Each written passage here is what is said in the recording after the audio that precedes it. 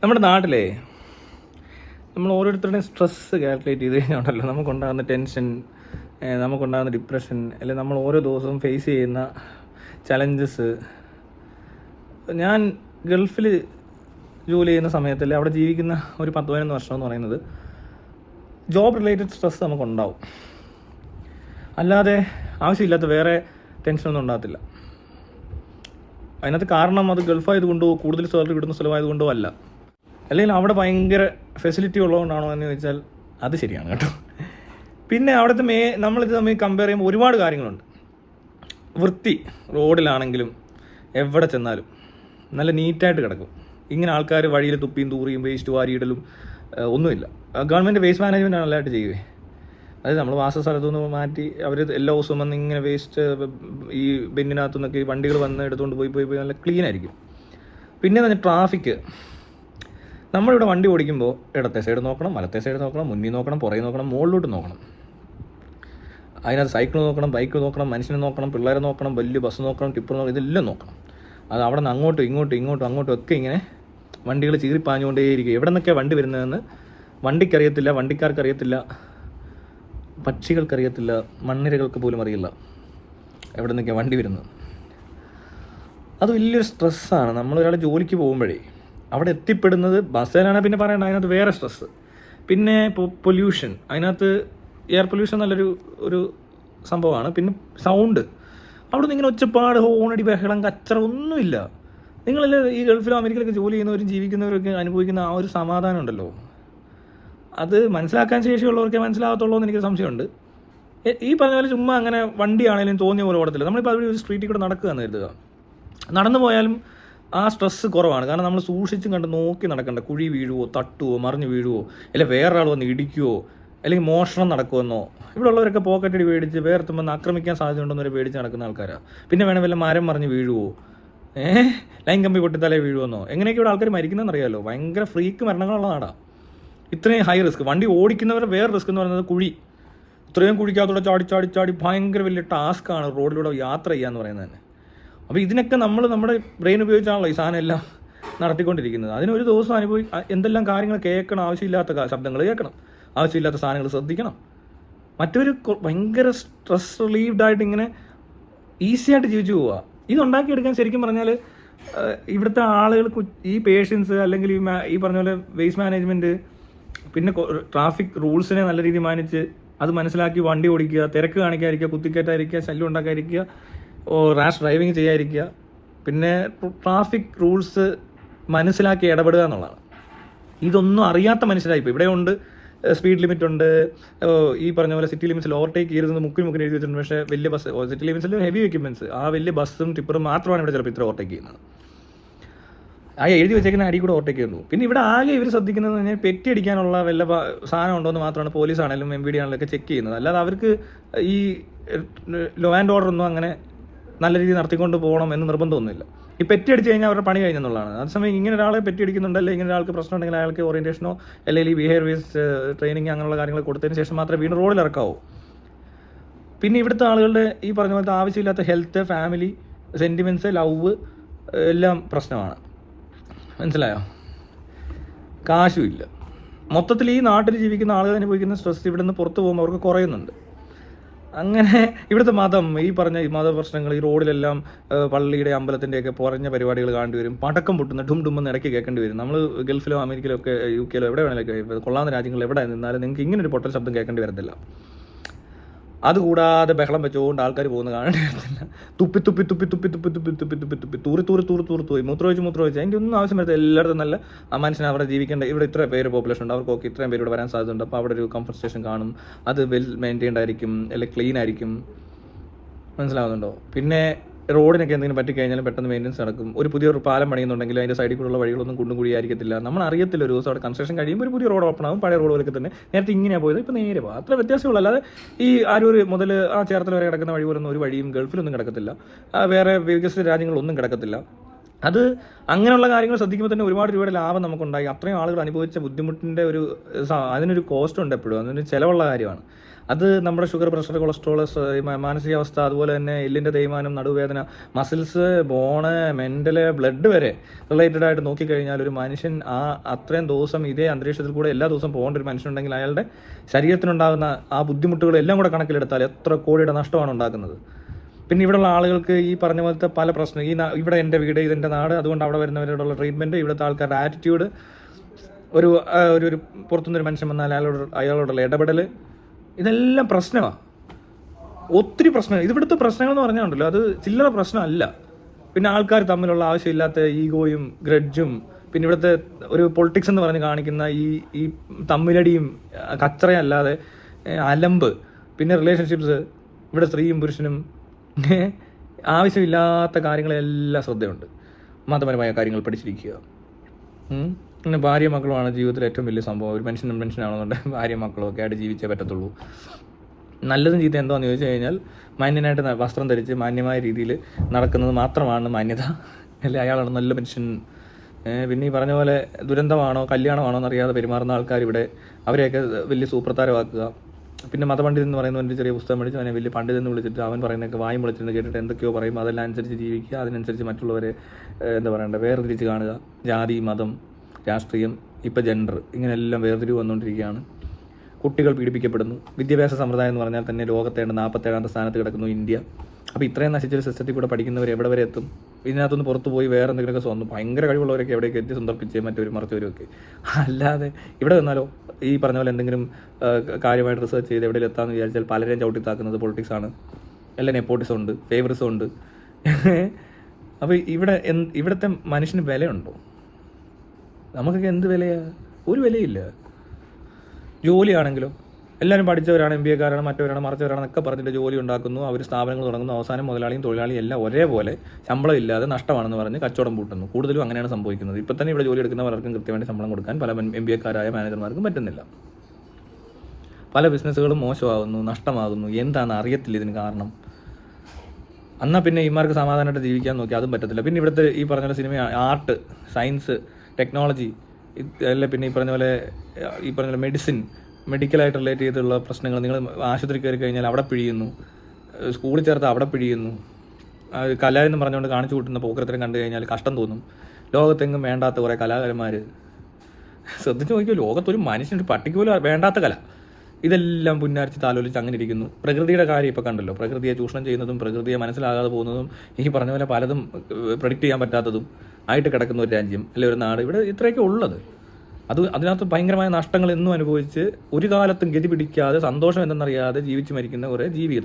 അവർ പറയുന്ന അവർ ഹാപ്പിയാന്നൊക്കെ പറയുന്നുണ്ട്. ഈ രാജ്യം ഹാപ്പിനെസ് ഇൻഡെക്സിൽ താഴെ പോകുന്ന ഇങ്ങനെയുള്ള ഒരുപാട് കാര്യങ്ങളൂടെ കൂട്ടിച്ചേർത്ത് വായിച്ച് കഴിഞ്ഞാൽ മനസ്സിലാക്കാൻ പറ്റും.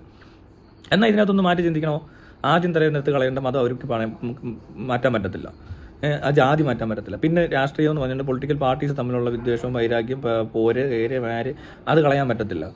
അമേരിക്കയിൽ കൊണ്ടിടെ 2 പാർട്ടി, പക്ഷേ അവിടെ ഒരു പാർട്ടി കൊലപാതകം നടക്കത്തില്ല. മനസ്സിലായി? അവിടെ ആവശ്യമില്ലാത്ത സമരങ്ങൾ നടക്കത്തില്ല. അല്ലെങ്കിൽ എന്തെങ്കിലും ഒരു കാര്യം പ്രപ്പോസ് ചെയ്ത് കഴിഞ്ഞാൽ അത് മനുഷ്യന് മൊത്തത്തിൽ ഗുണമുള്ളതാണെങ്കിൽ അതിനെ വെറുതെ കിടന്ന് ആവശ്യമില്ലാത്ത തല്ലി തകർക്കത്തില്ല.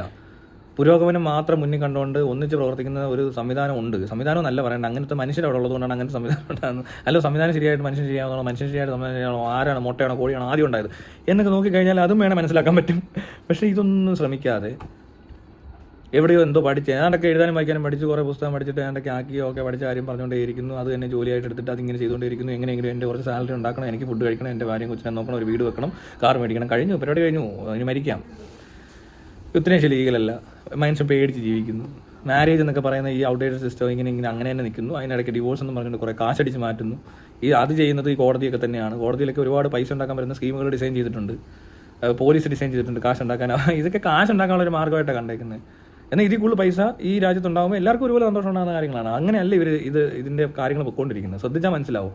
ഓരോരുത്തരും ഓരോന്ന് കണ്ടിരിക്കും. ഇപ്പോൾ MVDക്ക് കുറേ സ്കോപ്പ് കിട്ടിയപ്പോൾ MVD കുറേ ഫൈൻ അടിച്ച് പെറ്റി അടിച്ചിട്ട് അവരുടെ വണ്ടികൾ കുറേ പുതിയ വണ്ടികളൊക്കെ ഇറക്കി, ഇലക്ട്രിക് വണ്ടിയൊക്കെ MVD ഉപയോഗിക്കുമ്പോൾ ഇവിടുത്തെ ക്രൈമും മറ്റ് സംഭവമായിട്ട് റിലേറ്റ് നിൽക്കുന്ന പോലീസുകാർക്ക് അത്രയും ഒരു വണ്ടി കിട്ടുന്നില്ല. അവർക്ക് അവരുടെ സെറ്റപ്പും മോശമാകുന്നു, അവന് സാലറിയും കുറഞ്ഞു പോകും ചിലപ്പോൾ.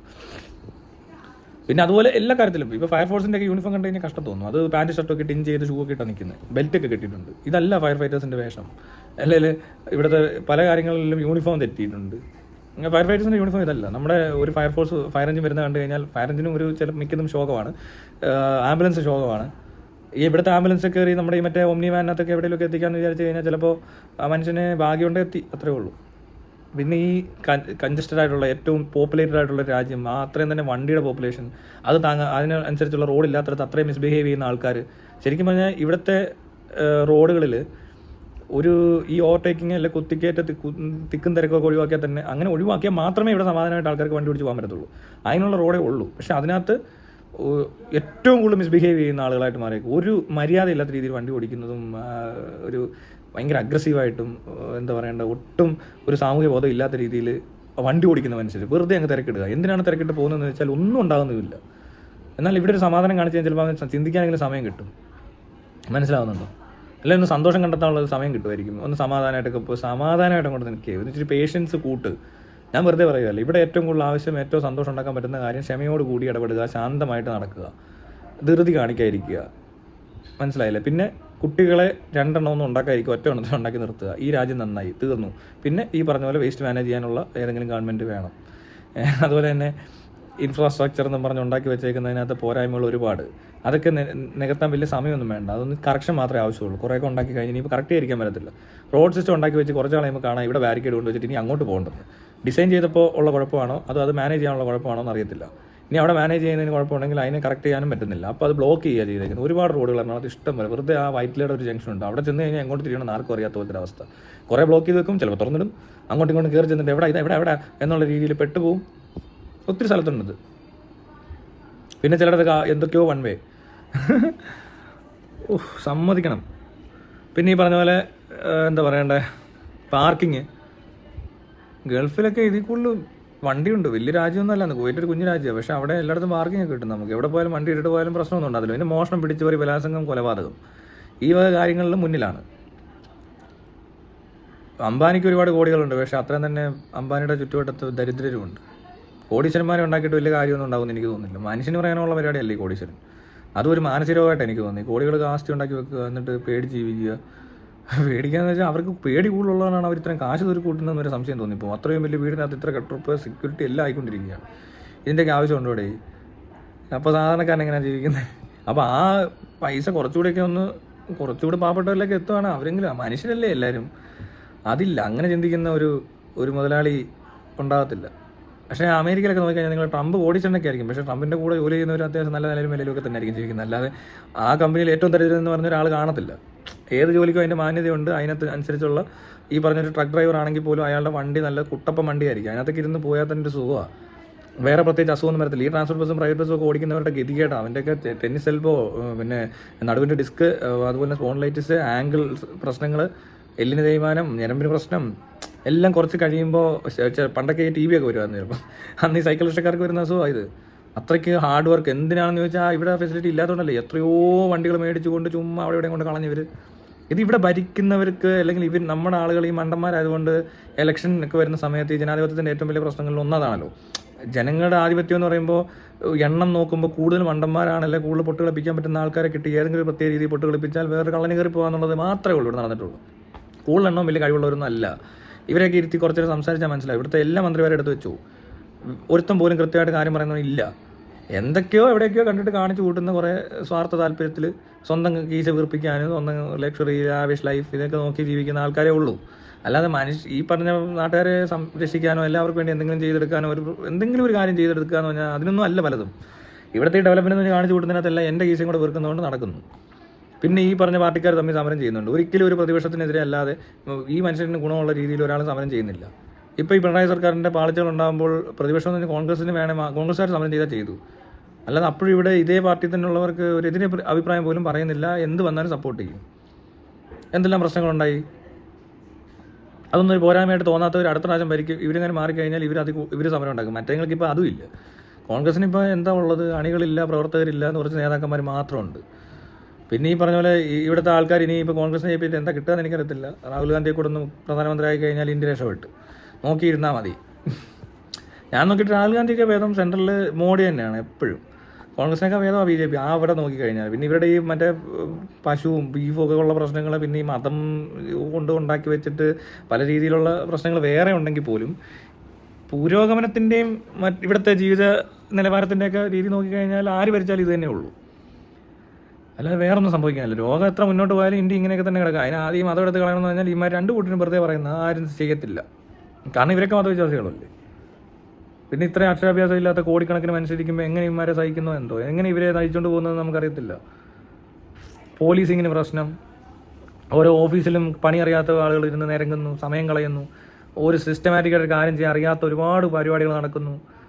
എന്തോരം ബുദ്ധിമുട്ടിയാണ് ഓരോ കാര്യങ്ങൾ. ഇവിടെ നിന്ന് എഴുതിക്കൊണ്ടിരിക്കുക. ഇപ്പോഴും പേപ്പറും പേന എടുത്തിട്ട് എഴുതി ഓടതിയിലും ഞാൻ ഓടതിയിലും ഒരു കെട്ടൊക്കെ ആയിട്ട് ഒത്തിരി പേപ്പറുമായിട്ടൊക്കെ ഇങ്ങനെ ഇരിക്കുക, എഴുതിക്കൊണ്ടേയിരിക്കുക, ഭയങ്കര എഴുത്ത് നടക്കുക.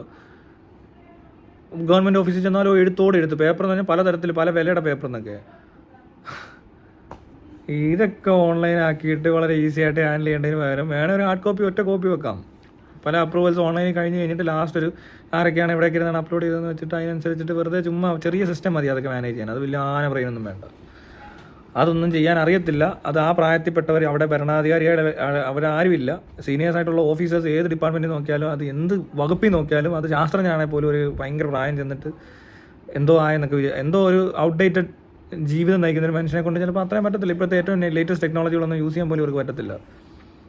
എന്തുവാ പിന്നെ ഏതെങ്കിലും ആഹാരം കഴിച്ച് കഴിഞ്ഞാൽ മരിക്കാൻ വരെ സാധ്യതയുണ്ട്. റോഡിലിറങ്ങി വണ്ടി ഓടിച്ചാൽ മരിക്കാൻ സാധ്യതയുണ്ടെന്ന് പറഞ്ഞുകൊണ്ടാണ് പോകുന്നത്. ഇപ്പോൾ മഴ പെയ്താലും മരിക്കാൻ സാധ്യതയായി. ഇപ്പോൾ ചുമ്മാ ഇരുന്ന ഡാമൊക്കെ പൊട്ടിയിട്ട് എല്ലാവരും മരിക്കും. അത്രയും റിസ്ക് എടുത്ത് ജീവിക്കുന്ന ആളുകളാണ്. അവരെ പിന്നെയും പീഡിപ്പിക്കാനായിട്ട് പോലീസ്, MVD ഇവരെല്ലാം കൂടെ ഇറങ്ങി നടന്ന് പിരിവ്, പോക്കറ്റടി. ആർക്കാ തൊഴിലുള്ളതെന്ന് ചോദിച്ചാൽ കുറച്ചവർക്കൊക്കെ ജോലിയൊക്കെ ഉണ്ട്, ശരിയാണ്. പിന്നെ അതും അല്ലെങ്കിൽ നമുക്ക് ജോലി എന്ന് പറയുന്നത് പിടിച്ചു പറയായതുകൊണ്ട് അങ്ങനെ കുറേ പേര് അതും ചെയ്യുന്നു. പിന്നെ തട്ടിപ്പുകളിലെല്ലാം വീഴുന്ന ടൈപ്പ് ആൾക്കാർ. ഏതെങ്കിലും ഒരു പുതിയൊരു തട്ടിപ്പ് വന്നാൽ അതിനകത്ത് പോയി ചാടി കാശും കളഞ്ഞ് ആത്മഹത്യ, കടം, സെക്ഷലി ഫ്രസ്ട്രേറ്റഡ് എല്ലാം കൂടെ കൂട്ടി വായിച്ച് നോക്കി. ഈ കേരളം ഒരു പ്രാന്താലയമല്ലേ? ഗോഡ്സ് ഓൺ കൺട്രി എന്നല്ല ഇതിന് പറയുന്നത്. കേരളം പ്രാന്താലയമാണ് യഥാർത്ഥ സംഭവം. മറ്റേത് പരസ്യം, അത് fake. Kerala God's own country എന്ന് പറയുന്നത് ഫേക്കാണ്. അങ്ങനെ വിചാരിച്ച് മനസ്സിലാക്കി ഇവിടെ ജീവിക്കാമെങ്കിൽ ഞാൻ ഈ പറഞ്ഞ ഒരു കാര്യം കുറഞ്ഞിരിക്കും. നമുക്ക് പ്രതീക്ഷ അല്ലെങ്കിൽ ഇങ്ങനെയൊക്കെ വെച്ചിട്ട് നമ്മളെന്തോ ആയിത്തീരുമല്ലോ, ഇവിടെ നടക്കാം, ഇവിടെ സ്വർഗ്ഗം ഉണ്ടാവുമെന്നൊക്കെ വിചാരിച്ചാൽ അങ്ങനെയല്ലേ നല്ല രീതിയിലാകുമെന്ന് വിചാരിക്കുക വേണം. നടക്കത്തില്ല. ഏത് സമയത്ത് വേണമെങ്കിലും എന്ത് കാരണവശാലാണെങ്കിലും നീ ഒരു എന്താ പറയണ്ട നാശം ഉണ്ടാക്കും. മരിക്കാൻ വരെ സാധ്യതയായി. ഇപ്പോൾ കണ്ടില്ലേ എന്തൊക്കെ നടന്നാലും രക്ഷിക്കാൻ പോലും ആളില്ല. സ്വയം രക്ഷിച്ചോണം, വേണേൽ ഓടി പോകും.